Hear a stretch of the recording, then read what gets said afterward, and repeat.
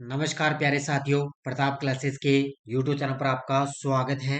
आज है 12 मार्च 2024 और 12 मार्च 2024 के जितने भी इंडिया और वर्ल्ड के जो करंट अफेयर्स के क्वेश्चन बनते हैं, आज उनका हम डिस्कशन करेंगे।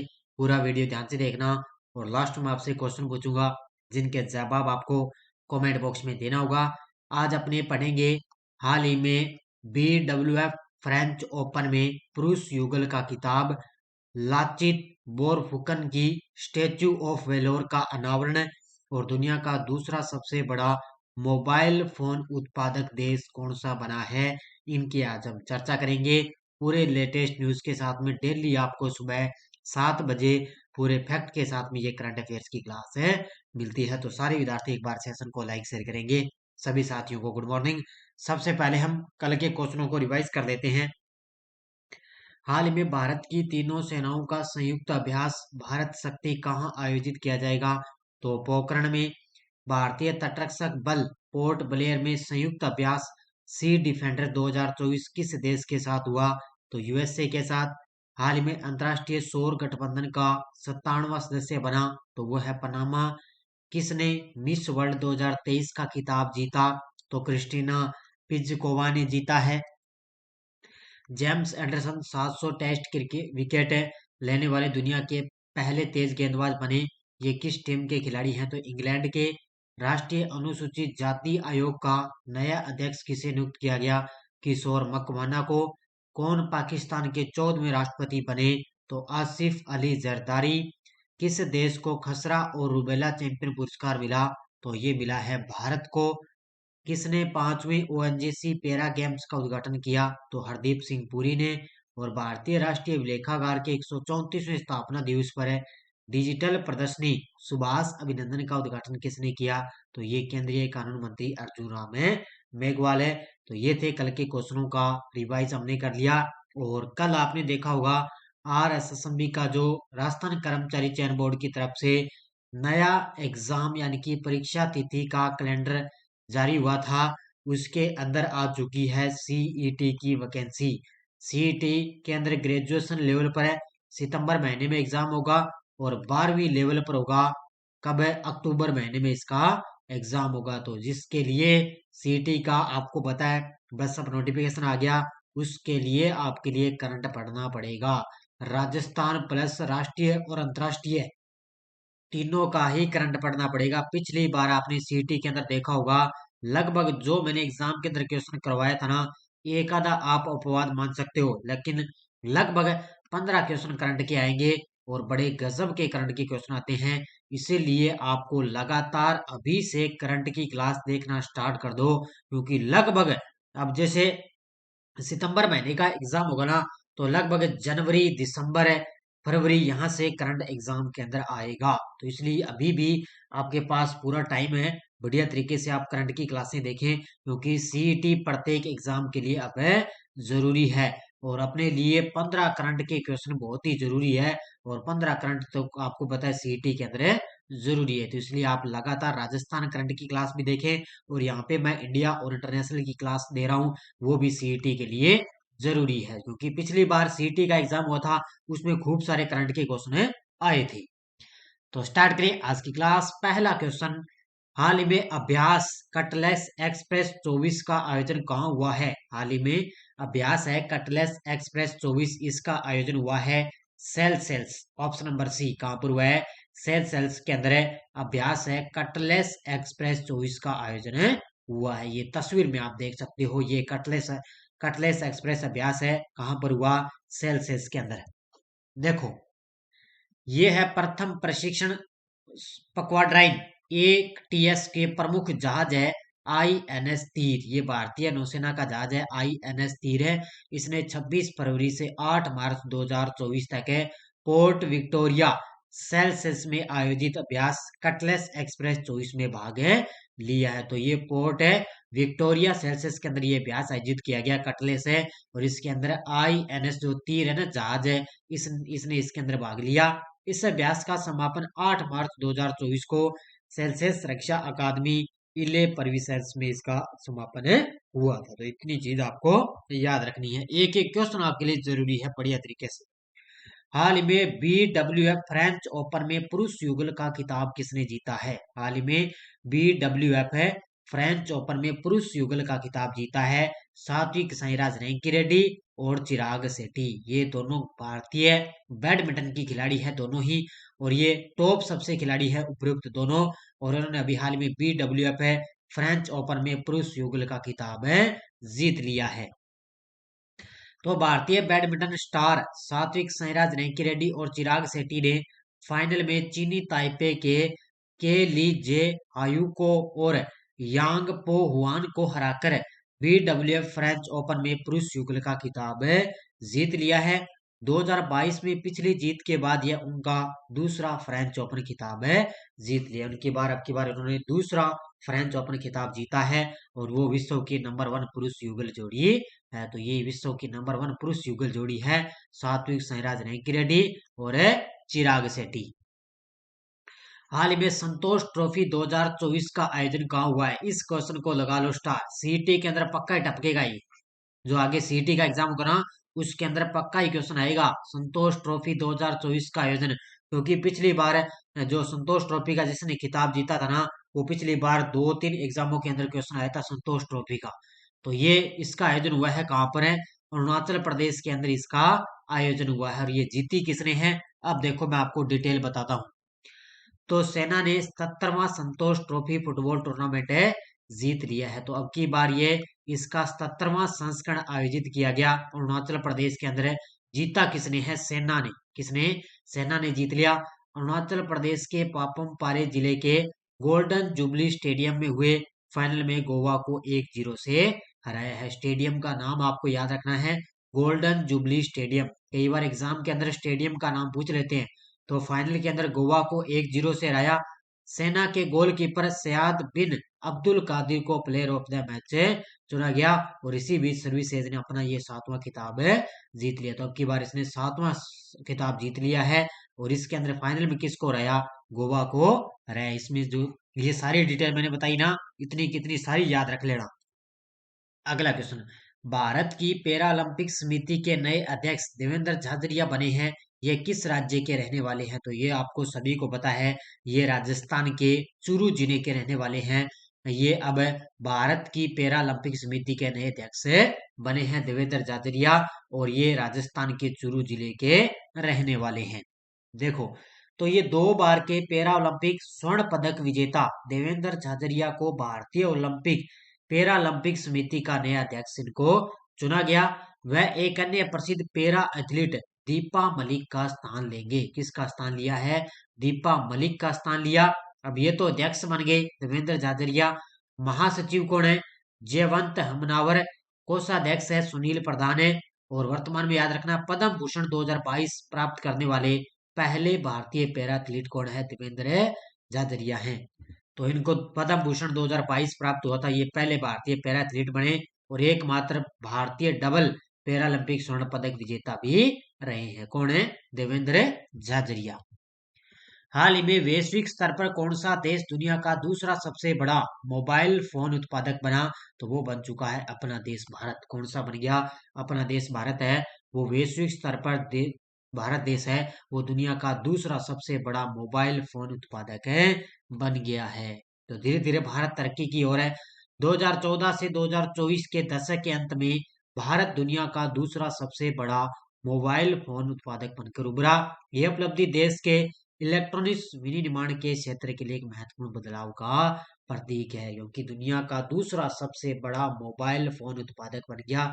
भारत के अंदर भी अब सबसे ज्यादा मोबाइल फोन यूज किए जा रहे हैं। हाल ही में लाचित बोरफुकन की 125 फुट ऊंची प्रतिमा स्टेचू ऑफ वेलोर का अनावरण किस राज्य में हुआ है? अब आगे से मैं आपको अभी 3 से 4 क्वेश्चन अभी मैं आपको बताऊंगा, वो पीएम मोदी से रिलेटेड है। 3 से 4 क्वेश्चन तो बढ़िया तरीके से पढ़ लेना। तो लाचित बोरफुकन की 125 फुट ऊंची प्रतिमा स्टेचू ऑफ वेलोर का अनावरण हुआ है असम राज्य के अंदर। ये देखो पीएम मोदी जी के द्वारा इस प्रतिमा का अनावरण किया गया। कहां पर किया गया? असम राज्य के अंदर। तो प्रधानमंत्री मोदी ने पूर्वी असम के जोरहाट में अहोम जनरल लाचित बोरफुकन की 125 फुट की कांस्य प्रतिमा का अनावरण किया। ये प्रतिमा उनके दफन स्थल के पास स्थापित की गई और इस मूर्ति की ऊंचाई 84 फीट है, जो 41 फीट के पेड़स्टल पर ये स्थापित है। तो ये ध्यान रखना, असम के जोरहाट में है और 125 फुट की कांस्य प्रतिमा का निर्माण पीएम मोदी द्वारा किया गया है। हाल में पीएम मोदी जी ने सेला सुरंग का उद्घाटन कहाँ किया है? क्योंकि लोकसभा चुनाव है, तो हर जगह हर राज्य के अंदर जाकर पीएम मोदी के द्वारा हर चीज नई चीज का उद्घाटन किया जा रहा है। तो डेली आपको 2 से 3 क्वेश्चन है ना पीएम मोदी से रिलेटेड आपको देखने को मिलेंगे। तो पीएम मोदी ने सेला सुरंग का उद्घाटन कहाँ किया? ये किया अरुणाचल प्रदेश के अंदर। ऑप्शन नंबर 1 कहाँ पर किया है? ये तस्वीर में आप देख सकते हो, ये है सेला सुरंग है और इसका उद्घाटन किया है अरुणाचल प्रदेश। देखो मुख्य तथ्य, पीएम मोदी ने 9 मार्च 2024 को ईटानगर अरुणाचल प्रदेश में विकसित भारत विकसित उत्तर पूर्व कार्यक्रम के दौरान सेला सुरंग परियोजना को वस्तुतः राष्ट्र को समर्पित किया है। तो 9 मार्च को इसका उद्घाटन किया गया ईटानगर अरुणाचल प्रदेश के अंदर। सीमा सड़क संगठन बीआरओ द्वारा 13,000 फीट की ऊंचाई पर निर्मित है। इस सुरंग असम के तेजपुर से अरुणाचल प्रदेश के पश्चिम कामेंग जिले के तवांग सड़क पर यह स्थित है। तो अरुणाचल प्रदेश के अंदर जिला है तवांग है, वहां पर ये सुरंग वहां पर स्थित है। इतना ही आपको याद रखना है, अरुणाचल प्रदेश के अंदर है जो सेला सुरंग है उसका उद्घाटन किया गया है। हाल ही में पीएम मोदी ने किस शहर में द्वारका एक्सप्रेसवे के हरियाणा खंड का उद्घाटन किया है? तो ये तीसरा क्वेश्चन आ गया आज का, पीएम मोदी से रिलेटेड है। तो पीएम मोदी ने किस शहर में द्वारका एक्सप्रेसवे के हरियाणा खंड का उद्घाटन किया? ये किया है हरियाणा के अंदर। कहां पर किया है? हरियाणा के अंदर इसका उद्घाटन किया गया। देखो, तो पीएम मोदी ने हरियाणा के सीएम मनोहर लाल खट्टर और केंद्रीय मंत्री नितिन गडकरी के साथ द्वारका एक्सप्रेसवे के गुड़गांव खंड का उद्घाटन किया है। ये 29 किलोमीटर लंबा एक्सप्रेसवे हरियाणा में 18.9 किलोमीटर और दिल्ली में 10.1 किलोमीटर तक ये फैला हुआ है। तो ये द्वारका एक्सप्रेस के गुड़गांव खंड का उद्घाटन किया है पीएम मोदी जी ने। अभी आज का देखो चौथा क्वेश्चन आ गया पीएम मोदी से रिलेटेड।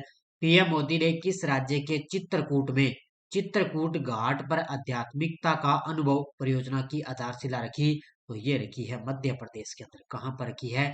ये मध्य प्रदेश के अंदर है, चित्रकूट है, वहां पर चित्रकूट घाट पर है आध्यात्मिकता का अनुभव इस परियोजना की आधारशिला रखी है। कहां पर है? मध्य प्रदेश में। तो पीएम मोदी ने वीडियो कॉन्फ्रेंसिंग के जरिए मध्य प्रदेश में 118 करोड़ 72 लाख रुपए की परियोजना का उद्घाटन किया और इसी के साथ मोदी जी ने अमरकंटक में प्रसाद योजना के तहत 50 करोड़ रुपए की विभिन्न विकास कार्यों का लोकार्पण भी किया है। ये सारा का सारा काम कहां पर किया है? मध्य प्रदेश के अंदर किया गया है। जम्मू कश्मीर के कठुआ में किसने उत्तर भारत के पहले सरकारी होम्योपैथिक कॉलेज की स्थापना की है? जम्मू कश्मीर के कठुआ में किसने उत्तर भारत के पहले सरकारी होम्योपैथिक कॉलेज की स्थापना की? ये की है डॉक्टर जितेंद्र सिंह ने। Option number C. ये तस्वीर में आप देख सकते हो, यह उत्तर भारत का पहला सरकारी होम्योपैथिक कॉलेज है और इसका कॉलेज की स्थापना की है डॉक्टर जितेंद्र सिंह ने। देखो, केंद्रीय विज्ञान और प्रौद्योगिकी राज्य मंत्री डॉक्टर जितेंद्र सिंह ने जम्मू कश्मीर के कठुआ जिले के जसरोटा क्षेत्र में उत्तर भारत के पहले सरकारी होम्योपैथिक कॉलेज की स्थापना की घोषणा की। ये 80 करोड़ रुपए की केंद्रीय विस्फोटित ये परियोजना है। इसमें स्वास्थ्य सेवा और शिक्षा के बुनियादी ढांचे के विकास में महत्वपूर्ण प्रगति की जाएगी। तो कहां पर किया है? जम्मू कश्मीर में। साहित्य अकादमी के 70 वर्ष पूरे होने के उपलक्ष्य में किसने साहित्य उत्सव का शुभारंभ किया है? साहित्य अकादमी के 70 वर्ष पूरे होने के उपलक्ष्य में किसने साहित्य उत्सव का शुभारंभ किया? ये किया है केंद्रीय कानून मंत्री अर्जुन राम मेघवाल ने। किसने? केंद्रीय कानून मंत्री अर्जुन राम मेघवाल ने। अब ये 11 से लेकर 16 मार्च तक ये साहित्य उत्सव का आयोजन चलेगा। कहां पर चलेगा? ये नई दिल्ली के अंदर। देखो, साहित्य अकादमी के 70 वर्ष पूरे होने के उपलक्ष्य में इस वर्ष मनाए जाने वाले साहित्य उत्सव भव्य रूप से आयोजित किया जा रहा है। इसका शुभारंभ केंद्रीय संस्कृति राज्य मंत्री अर्जुन राम मेघवाल ने किया।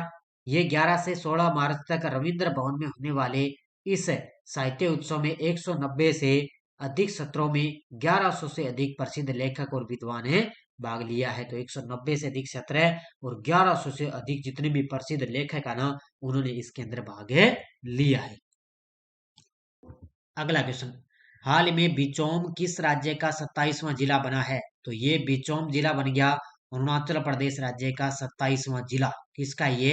अरुणाचल प्रदेश राज्य का 27वां जिला बन गया बिचौम। ठीक है, इतना ही आपको याद रखना है। तो अरुणाचल प्रदेश के एक नए जिले का गठन हुआ जिसका नाम बिचौम रखा गया।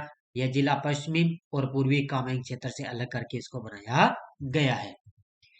केंद्रीय मंत्री अर्जुन मुंडा ने किस राज्य में राष्ट्रीय डेयरी मेला और कृषि प्रदर्शनी का उद्घाटन किया?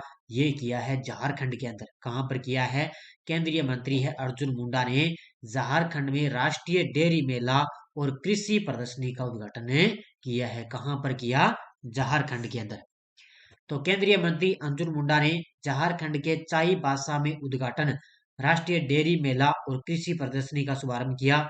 इसका उद्देश्य है कि आदिवासी क्षेत्रों में पशुधन और कृषि को बढ़ावा देना है। आदिवासी क्षेत्रों में पशुओं और कृषि को बढ़ावा देना, इसलिए उन्होंने राष्ट्रीय डेयरी मेला और कृषि प्रदर्शनी का उद्घाटन किया है।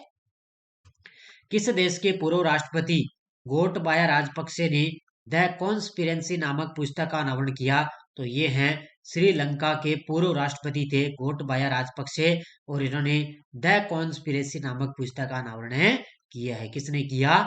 श्रीलंका के पूर्व राष्ट्रपति ने। देखो, तो ये श्रीलंका के पूर्व राष्ट्रपति गोटबाया राजपक्षे ने अपनी चुप्पी तोड़ते हुए आरोप लगाया कि चीन के साथ भू राजनीतिक प्रतिद्वंदता के कारण उन्हें पद से हटाया गया, और उन्होंने द कॉन्स्पिरेंसी नामक पुस्तक का अनावरण किया है। इन पर क्या है? चीन देश ने ना इन पर एक भू राजनीतिक प्रतिद्वंदता का एक कारण लगा दिया था, एक आरोप इन पर लगा दिया, जिस वजह से इनको पद से हटाया गया था। इससे पहले ये श्रीलंका के पूर्व राष्ट्रपति थे, अब उनको पद से हटा दिया है। तो उसी के अकॉर्डिंग पर उन्होंने द कॉन्स्पिरेंसी नामक पुस्तक लिखी है।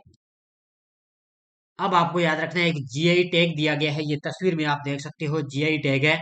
तो दुनिया के सबसे बड़े नदी द्वीप माजुली को अपने पारंपरिक शिल्प माजुली मासक निर्माण और माजुली पांडुलिपि पेंटिंग के लिए भारत सरकार से 2 प्रतिष्ठित भौगोलिक संकेत यानी कि जीआई टैग प्राप्त हुए थे। एक तो है माजुली मासक निर्माण, ये तस्वीर में आप देख सकते हो। एक है माजुली पांडुलिपि पेंटिंग, ये तस्वीर में देखो। इन दोनों के लिए भारत सरकार ने दोनों को जीआई टैग दिया है। तो दुनिया का जो सबसे बड़ा नदी द्वीप है ना, माजुली द्वीप है, उस पर नदी पर है, तो इसलिए इन दोनों को जीआई टैग दिया जा चुका है। ये टेलीग्राम ग्रुप है, कोई सूचना, कोई लिंक आ गया, कोई नोटिफिकेशन आ गया, सब आपको टेलीग्राम पर सूचना मिल जाती है। अब आपको बढ़िया तरीके से सीईटी की तैयारी करनी है, उसके लिए आपको करंट अफेयर्स डेली आपको देखना ही पड़ेगा बढ़िया तरीके से। पिछले वीडियो क्वेश्चन क्या था? हाल ही में किसने शीर्ष प्रदूषणकारी तेल और गैस साइटों की निगरानी के लिए मीथेन सेट लॉन्च किया? तो ये किया है स्पेस एक्स ने। बहुत सारे विद्यार्थियों ने बड़े शानदार तरीके से जवाब दिए, उन सभी को हार्दिक शुभकामनाएं। अब देखो क्वेश्चन फॉर यू, किस शहर में भारत की पहली ड्राइवरलेस मेट्रो ट्रेन की शुरुआत हुई? कोलकाता, लखनऊ, बेंगलुरु, अहमदाबाद? इसका जवाब आपको कमेंट बॉक्स में देना है।